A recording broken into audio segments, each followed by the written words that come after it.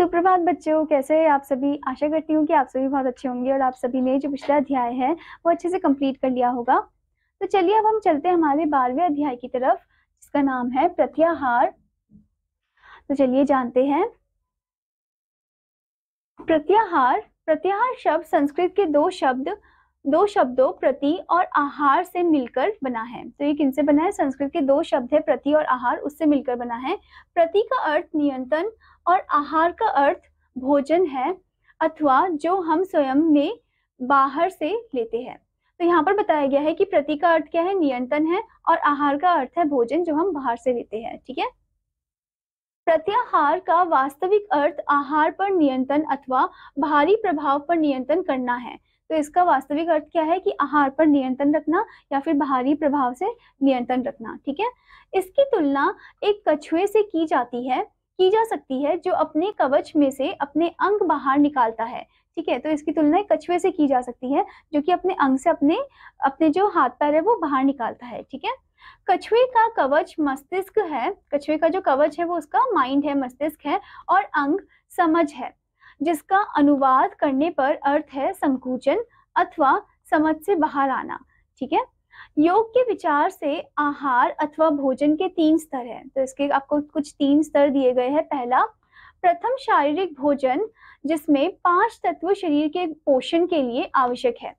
कुछ प्रथम शारीरिक भोजन जिसमें 5 जो तत्व है वो शरीर के लिए काफी ज्यादा इंपॉर्टेंट है। ठीक है।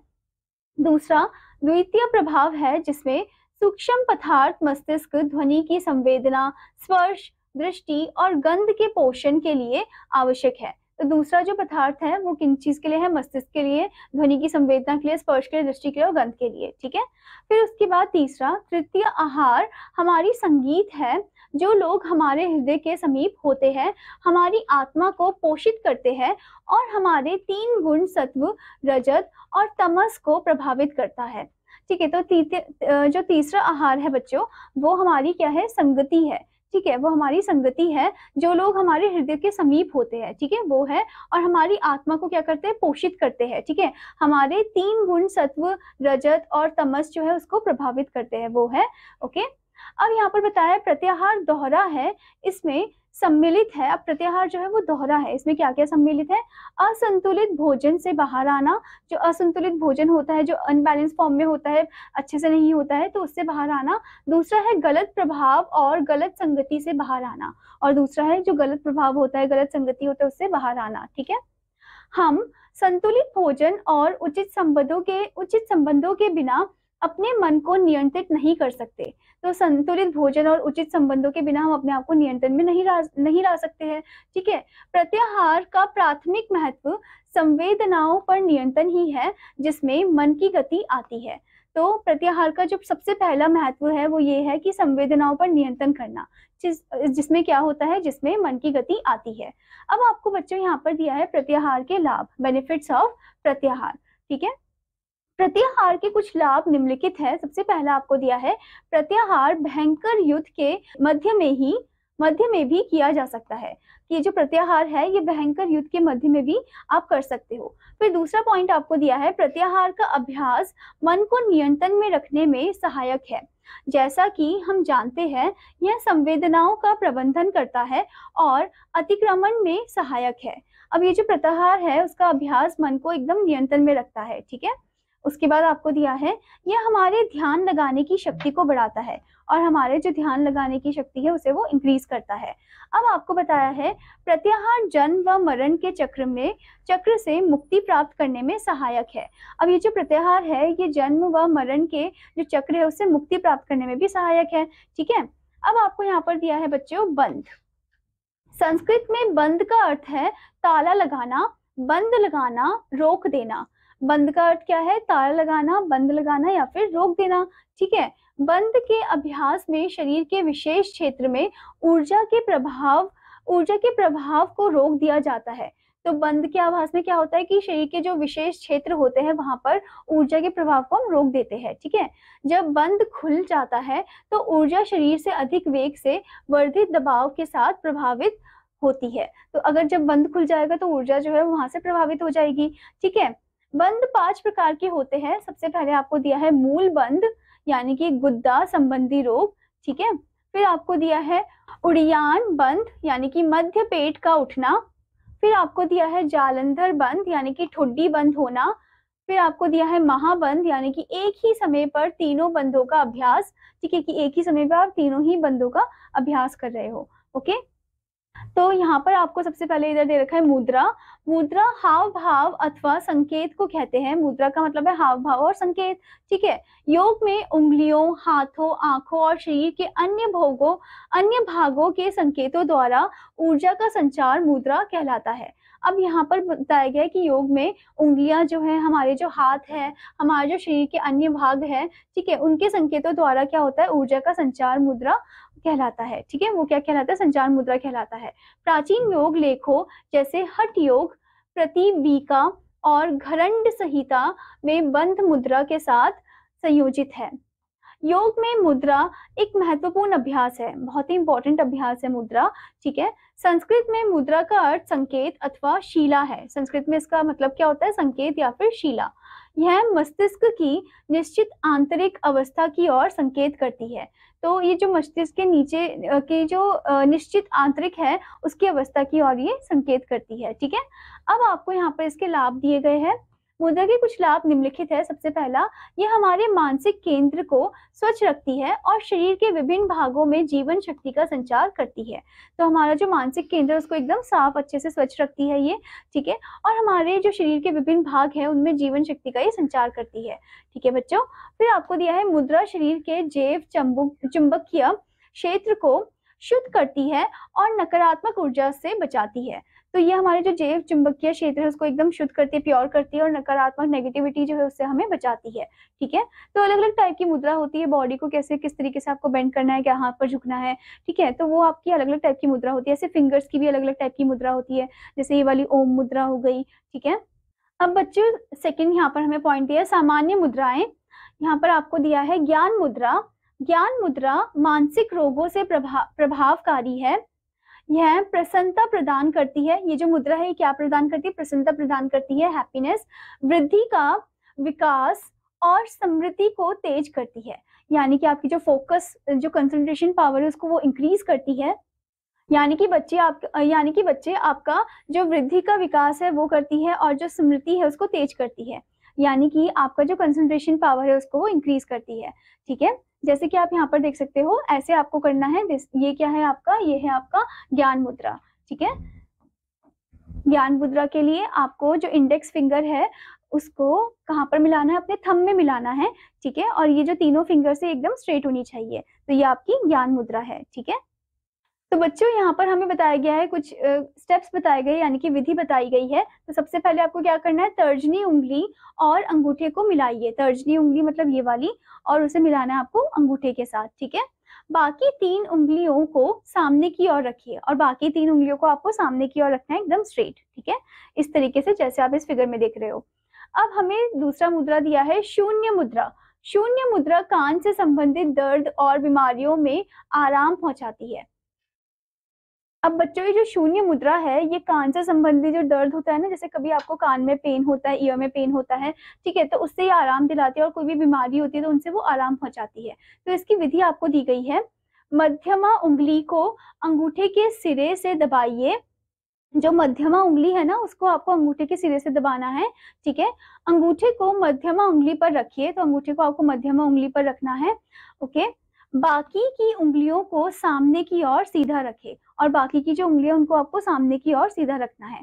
जैसे कि आप इधर देख सकते हो, यहाँ पर आप देख सकते हो बच्चों की जो मध्यमा उंगली है वो अंगूठे में आपको दबाना है, अंगूठे को उसके ऊपर रखना है और बाकी की जो उंगलियां हैं उनको आपको एकदम सीधे रखना है, ठीक है बच्चों। तो ये आपका कौन सा है, ये आपका है शून्य मुद्रा, ठीक है, जिससे आपकी जो कान से रिलेटेड बीमारी है वो ठीक हो जाएगी और जो भी आपके शरीर में कोई बीमारी है तो वो इजीली ठीक हो जाएगी, ठीक है। उसके बाद आता है अपान मुद्रा। अपान मुद्रा मुंह, आंख, कान, नाक आदि से व्यर्थ पदार्थों को बाहर निकालकर हमारे शरीर को स्वच्छ करती है। अब ये जो अपान मुद्रा है ये हमारे मुंह से, आंख से, कान से, नाक से जो भी व्यर्थ चीजें होती है, पदार्थ होते हैं, उनको निकालने में मदद करती है। ठीक है, स्वच्छ रखती है हमारे शरीर को। यह मूत्र में बाधा और कब्ज जैसे रोगों के निवारण में भी सहायक है। अगर आपको यूरिन की कुछ प्रॉब्लम है तो उसमें भी ये हेल्प करती है, कब्ज हो रहा है उसमें भी ये हेल्प करती है। ठीक है, अपान मुद्रा हमारे शरीर में जीवन शक्ति भरने का काम करती है, हमारे शरीर में ये जीवन शक्ति को भरती है। ठीक है, यह सभी प्रकार के रोगों में लाभकारी है। ठीक है, तो ये सभी प्रकार के जो रोग होते हैं उसमें ये लाभकारी है। तो चलिए जानते हैं इसकी विधि क्या है।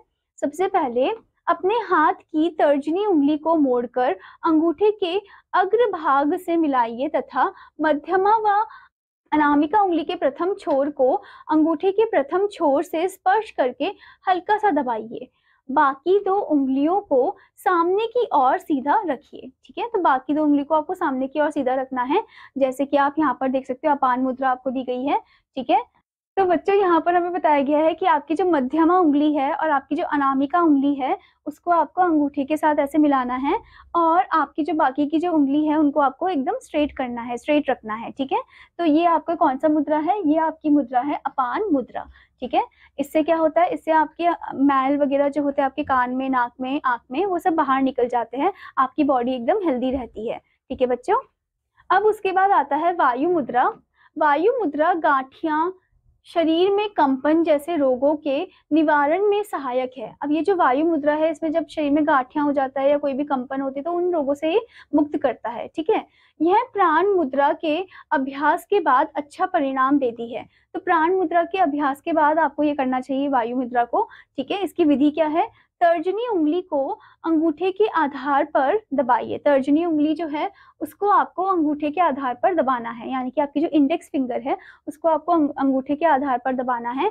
अंगूठे को तर्जनी उंगली पर रखिए और अन्य उंगलियों को सामने की ओर सीधा रखिए। तो अंगूठे को आपको तर्जनी उंगली पर रखना है और अन्य उंगलियों को आपको सामने पर सीधा रखना है। ठीक है, ऐसे टेढ़े नहीं होने चाहिए वो। ठीक है, तो ये आपकी है वायु मुद्रा। यहाँ पर आप देख सकते हो, आपको इमेज भी दी गई है वायु मुद्रा की। ठीक है, जो कि आपको कब करना चाहिए, आपको जब आप प्राण मुद्रा कर लेते हो उसके बाद करना चाहिए वायु मुद्रा को। ठीक है, उसके बाद आता है पृथ्वी मुद्रा। पृथ्वी मुद्रा पृथ्वी के तत्वों अथवा पृथ्वी को शरीर से समानता में लाने में सहायता करती है। यह मूल चक्र जगाता है, तो ये हमारा जो मूल चक्र है उसे जगाता है। हमारी बॉडी के अंदर जो मूल चक्र है यह हमारे शरीर को दृढ़ बनाता है। हम प्रसन्नता का अनुभव करते हैं, हम हैप्पीनेस का अनुभव करते हैं इस मुद्रा को करने के बाद, और हमें एकदम जुड़ाव सा रखता है पृथ्वी के साथ। ठीक है, तभी इसका नाम पृथ्वी मुद्रा है। आपको विधि दी गई है, अंगूठे और अनामिका उंगली के शीर्ष को मिलाइए। अंगूठा और जो अनामिका उंगली है ना उसके शीर्ष को, ऊपर के जो हिस्सा है उसको मिलाना है, और बाकी की उंगलियों को आपको स्ट्रेट रखना है। ठीक है बच्चों, जैसे कि आप इस फिगर में भी देख सकते हो, यहाँ पर आपको दिया है। ठीक है, ये है आपका पृथ्वी मुद्रा। ठीक है बच्चों, तो ये क्या है, आपका पृथ्वी मुद्रा है।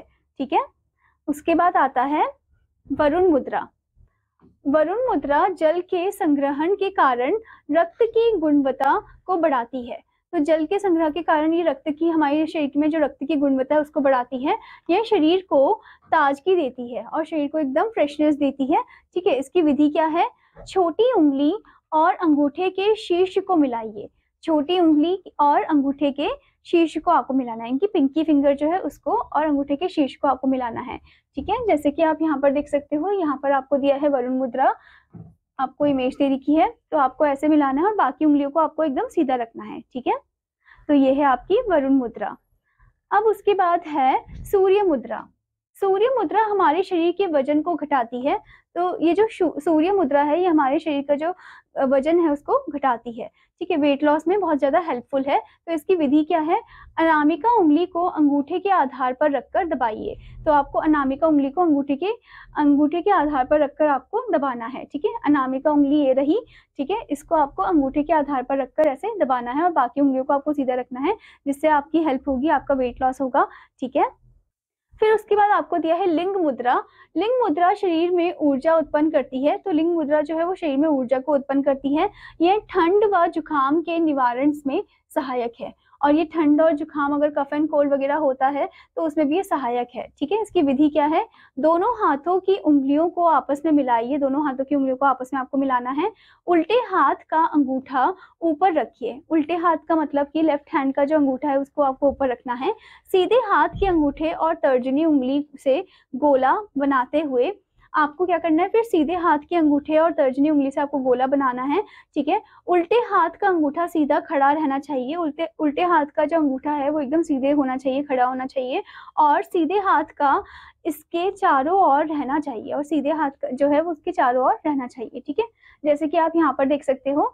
ठीक है, आप देख सकते हो कि कैसे हाथों को दोनों को मिलाया है। ठीक है बच्चों, जैसे कि आप देख सकते हो कैसे दोनों हाथों को मिलाया है, और कैसे जो अंगूठा है लेफ्ट हैंड का उसे एकदम खड़ा रखा है। ठीक है, और आप देख सकते हो ये जो दूसरे हाथ का अंगूठा है वो उसको ऐसे जैसे हग करते वैसे फॉर्म में हो रहा है यहाँ पर। ठीक है, तो इसको हम क्या बोलते हैं, ये है हमारा, ये है लिंग मुद्रा। ठीक है, जो हमारे शरीर में ऊर्जा उत्पन्न करती है।